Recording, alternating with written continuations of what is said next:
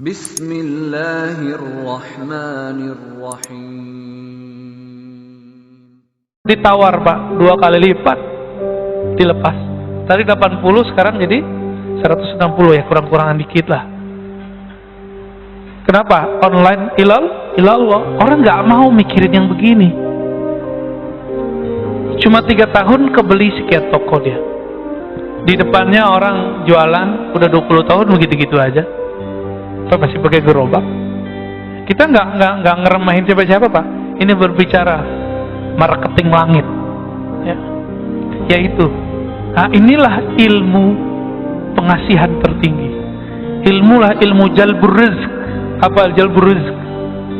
Kan orang-orang usaha ini nyari-nyari itu kemana-mana. Antum gak usah kemana-mana, nyarinya ada di kamar kita, ada di atas sajadah kita. Ciri-ciri doa kita langsung diijabah Allah. Mata atlaqa lisanaka bit-talab fa'alam annahu yuridu an yu'tiyaka. Kapanpun saatnya atlaqa, Allah mengitlakkan. Apa arti itlak? Melancarkan lisanmu sehingga tidak ada beban dalam melafazkannya, dalam memintanya. Fa'alam, maka ketahuilah saat itu Allah sudah langsung menjawab. Saya mau tanya lagi Pak, adakah di dunia gerakan yang bukan digerakkan Allah? Ada nggak? Kalau ada berarti ada Tuhan selain Allah. Gimana? Jadi yang gerakin kita doa itu siapa sih? Allah. Kita usaha, mentok, pusing. Tahu-tahu kita ada aja jalannya. Yang membuka jalan itu siapa? Kita atau Allah? Oh itu kan koneksi saya Ustaz. Kita sudah menuhankan diri sendiri. Hati-hati. Afara'aita man ittakhadha ilahahu hawa. Maka apakah engkau melihat orang yang menjadikan Tuhan dia, pujaan-pujaan dia, yang dia puja-puji itu dirinya sendiri. Jika orang alim dia merasa dirinya pinter, tuh lihat saya jamaah saya banyak gitu. Tuh lihat saya ilmu saya banyak. Nah orang begini sudah menuhankan dirinya. Mau dia gelarnya mursyid, mau gelarnya doktor, LCMA, kiai 1000 kali, itu tetap di dalamnya iblis. Orang yang memuji-muji dirinya sendiri itu iblis Pak. Nauzubillah min dzalik. Kecuali dia memulangkan pujian itu kepada Allah Subhanahu wa ta'ala. Yang berhak dipuji siapa? Allah, ya. Maka orang yang memuji dan memusuhi kita itu gerakan dari Allah. Marah gak Allah menggerakkan? Marah gak? Maka jangan terlalu senang dipuji orang, jangan sedih juga kalau dicaci maki orang, karena itu semuanya gerakan dari Allah. Wa ma tasyauna illa ayyasha Allah. Tidaklah engkau berkehendak kecuali kehendakmu tunduk kepada kehendak Allah Subhanahu wa taala. Ada seorang anak muda, belagunya bukan main ngomong kepada saya, ya. Kita ngaji hikam, dia seorang marketing. Dia bilang, Ustaz itu nggak ngerti ilmu marketing. Oh ya, terus gimana? Marketing itu kita harus campaign, iklan, bla bla bla bla, segala macam dia ngomong. Setengah jam dia ngaji hikam Pak jadinya. Hikam malah dia. Oh gitu ya, ya saya yain aja. Ya. Karena orangnya udah nggak bisa masuk, jadi dia udah defense. Ya. Sekali doang ikut kajian kita udah nggak mau ikut lagi. Kita ngasih rahasia rezeki biar dia nggak terlalu nafsu, terobsesi. Ntar kalau dia terobsesi tinggi, merasa ilmu marketingnya yang bikin laku, gagal Pak, stres. Makanya banyak orang marketing tuh stres. Tiap hari itu lebih stres dari tukang cangkul Pak. Orang nyangkul di sawah, pulang-pulang capek, tidur. Orang marketing udah jam 1 malam masih mikirin besok ngapain gitu. Nggak keringetan, malah kerja di bawah AC. Tapi pikirannya tertekan terus. Ya. Gimana? Pakai kecerdasan dia. Sahabat saya jadi fundraiser di salah satu lembaga zakat terkenal di Indonesia. Orang tamatan kuliah dakwah Pak. nggak ngerti ilmu marketing versi ilmu marketing konservatif sekuler konvensional lah istilahnya ya. Karena sekarang ada istilahnya bank apa hukum positif bank konvensional gitu ya. Ini nggak punya tuh ilmu begitu. Tapi ketika dia jadi direktur fundraising, kenaikan fundraising itu melewati direktur-direktur sebelumnya yang ahli manajemen dan ahli marketing. Saya candain, Tat, ente pegangannya apa gitu? Ente pakai pelet ya gitu? Candainnya apa? Enggak, saya cuma pakai roti bulhadar, roti bulatos aja Ustaz gitu. Maksud roti bulhadar, roti bulatos isinya apa roti bulhadar, roti bulatos? Yang kita baca tadi. Saat-saat dia merasa butuh memerlukan campur tangan Allah. Itulah marketing paling hebat, Pak. Bapak kalau nggak percaya datang ke Majestic, ya. Ini ada sahabat saya di situ.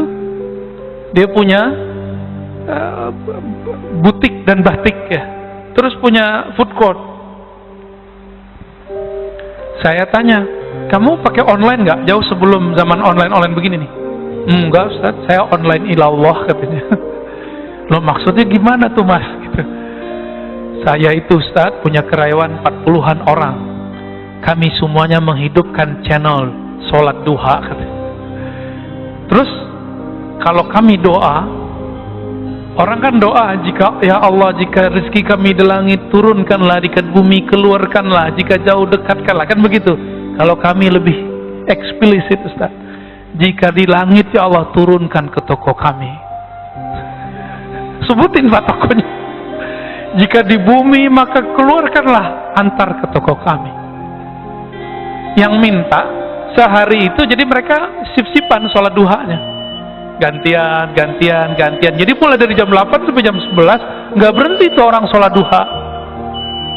Mirip-mirip seperti ahbab tabligh, kalau mau jauh lah ada ahli zikirnya di pojok masjid. Serius sama lah, ini marketing langit ini bisa begitu. Dan ada aja yang datang, dia beli batik 80 juta Pak, kain doang udah robek dikit tuh dibeli 80 juta. Kata istrinya, ente bahlul juga ya, ngapain dibeli begini-ginian gitu. Kira-kira terjemahan bahasa aneh loh ya, bukan bahasa beliau. Tahu-tahu udah lama dia nggak minat mau dijual, tapi feelingnya ini sudah ada sahibnya nih yang bakal jadi tuan ini. Ternyata tiba-tiba ada orang Chinese datang, dia lagi nyari batik-batik lama yang dulu di apa istilahnya ya, ditulis oleh moyang-moyangnya dulu. Ketemu berdesir, ditawar Pak 2 kali lipat, dilepas. Tadi 80 sekarang jadi 160 ya, kurang-kurangan dikit lah. Kenapa? Online ilallah. Orang nggak mau mikirin yang begini. Cuma 3 tahun kebeli sekian toko dia. Di depannya orang jualan udah 20 tahun begitu-gitu aja. Pak masih pakai gerobak. Kita nggak ngeremahin siapa-siapa Pak. Ini berbicara marketing langit. Ya. Yaitu, inilah ilmu pengasihan tertinggi. Ilmu jalbur rizq. Apa jalbur rizq? Kan orang-orang usaha ini nyari-nyari itu kemana-mana. Antum gak usah kemana-mana, nyarinya ada di kamar kita, ada di atas sajadah kita. Jadi yang usaha nih, gak usah ijazah-ijazahan antum, gak usah datang ke kiai mana. Kiainya gak musyrik, antumnya yang musyrik. Ya, ntar dikasih raja-raja, dikasih minum-minum yang ada raja, ntar banyak lagi jin dalam badan kita kan.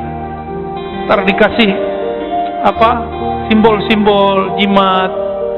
Dianya nggak musyrik karena dia tahu ini cuma simbol aja, tapi antum jadi musyrik karena kemudian menduakan itu. Ilmu ini ada Pak, ilmu fiqh namanya. Imam Ghazali pakar ilmu itu dan beliau ahli tauhid. Beliau tahu mana yang tauhid, mana yang tidak tauhid. Cuma yang nggak ngerti bilang itu syirik kan. Dia lupa imamnya Ibnu Taimiyah, imamnya Ibnu Qayyim tuh ngerti ilmu ini. Dan Ibnu Qayyim membolehkannya dalam kitab Tibbun Nabawi, menganggapnya sebagai tib nabawi. Tapi dia hilangkan istilah wifiq. Jimat nggak ada istilahnya. Istilahnya diganti dengan kaf al-kitabah. Cari tibun nabawi antum, kalau nggak percaya lihat di kitab itu. Sudah ada terjemahannya kan? Bab kitabah, tulisan, gitu judulnya. Malas baca sih ya, dari dulu aneh udah sampein soalnya.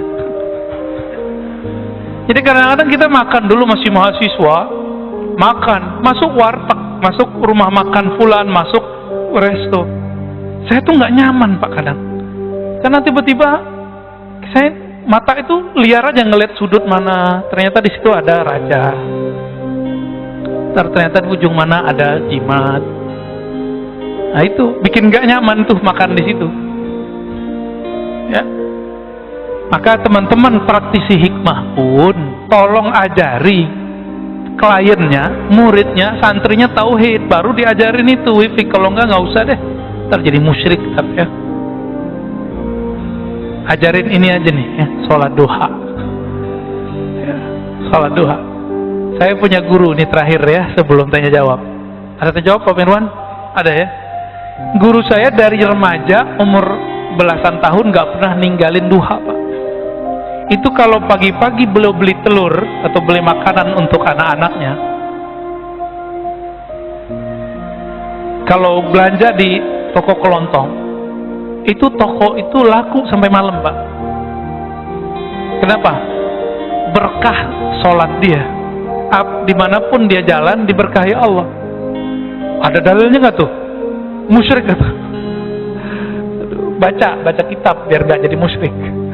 Dalam kitab Ibnu Mubarak, kitab Az-Zuhud, disebutkan bahwa jika ada seorang yang berzikir atau yang berjalan ke majelis ilmu atau berjalan ke masjid Allah, itu bongkahan bumi, debu-debu yang kita injak, dia berkata, wahai tanah di sampingku, saksikan aku diinjak oleh hamba Allah.